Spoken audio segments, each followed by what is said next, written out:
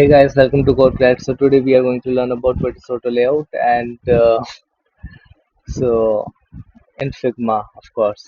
So what is auto layout? So for that we will just make a new frame and then I just make a ellipse for now or a complete circle and then align it horizontally and vertically. Now we will change the name of the frame to auto layout because that's what we are learning in this tutorial. Okay, so the last video was constraints. If you don't know what are constraints, just check out my last video. It's on the icon on the top right. So now auto layout. So the first thing that you have to know about auto layout is that the auto layouts can only be applied to a frame. Now there are many people who do this mistake that they try to apply auto layout to an object such as rectangle, ellipse, polygon, images, and whatnot. So, they think why is auto layout option not appearing in my design panel or why is auto layout not being applied? Because auto layout only applies to a frame. That's what you have to remember. So, regarding auto layout, now that we have selected an auto layout, you see the auto layout option appears on the design panel in the right side. Now, if I select an object, the auto layout option doesn't appear. Just as I said, that auto layout can only be applied to a frame, so there is no auto layout option when you select an object or anything like that. So selecting a frame, there are two ways that you can select auto layout to your frame.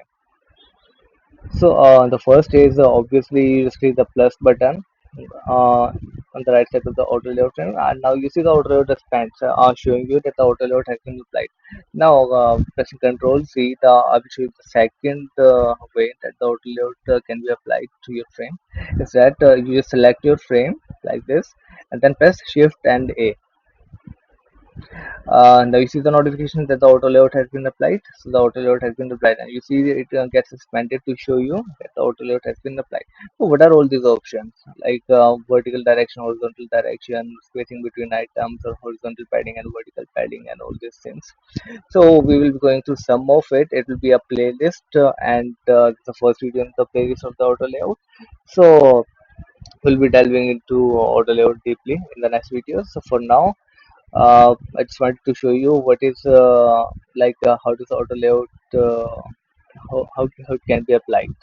So in the next video, we'll be going towards what are these things like what is this number and what is this 227. It also shows 227 here. What is horizontal direction, vertical direction. So we will cover them one by one.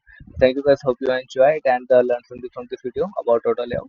So we'll be diving more deeply into it in our next video. So thank you so much.